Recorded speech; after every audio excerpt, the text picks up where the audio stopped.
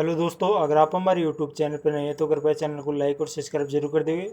आज की जो डिक्टेशन है वो 80 वर्ड पर मिनट की है। डिक्टेशन की हार्ड वर्ड और पीडीएफ आपको टेलीग्राम चैनल पर मिल जाएगी। डिक्टेशन स्टार्ट होगी 3 सेकंड बाद। स्टार्ट। अध्यक्ष जी, जिस समय पाकिस्तान ने भारत पर हमला किया था उस समय उन्होंने देश की रक्षा के लिए महत्वपूर्ण कार्य किया था।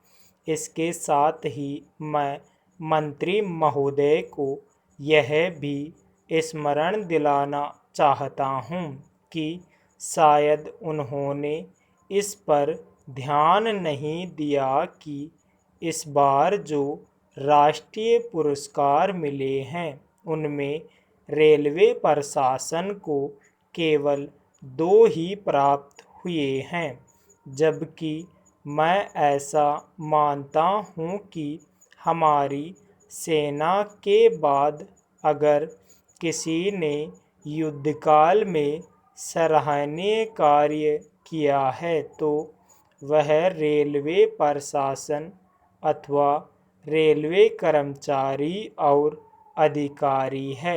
इसलिए उनके मनोबल को बनाए रखने के लिए और उनको प्रोत्साहित करने के लिए रेल मंत्री को इस बात पर भी ध्यान रखना चाहिए और इसका प्रयास करना चाहिए कि जो भी इस तरह के प्रोत्साहन मिले उनमें रेलवे का विशेष ध्यान रखा जाए। पैरा।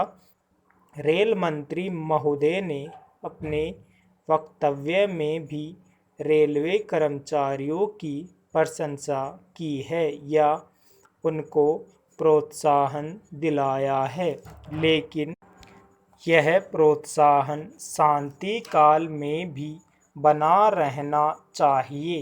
रेलवे ने युद्धकाल में जो काम किया वह तो देश की रक्षा का महान उद्देश्य था, लेकिन उसके बाद देश के निर्माण में या गरीबी मिटाने के लिए जो युद्ध होता है उसमें भी प्रत्येक रेलवे कर्मचारी का मनोबल उसी तरीके से बना रहे, इसके लिए भी रेल मंत्री महोदय को कुछ कदम उठाने की आवश्यकता है। मैं ऐसा मानता हूँ कि वह किसी भी तरीके से करे, उनका तरीका कुछ भी हो, लेकिन उनको यह करना चाहिए कि जितने भी रेलवे कर्मचारी है,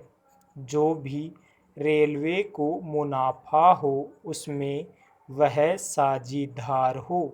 चाहे आप उनको बोनस के रूप में कुछ दे, चाहे किसी और तरीके से दे, लेकिन हर वर्ग के रेलवे कर्मचारी को मालूम होना चाहिए कि यदि वह देश के निर्माण के संबंध में ठीक तरह से काम करेगा तो उसको पुरस्कार के रूप में या वेतन के अंश के रूप में अपने वेतन के अलावा पैसा मिलेगा।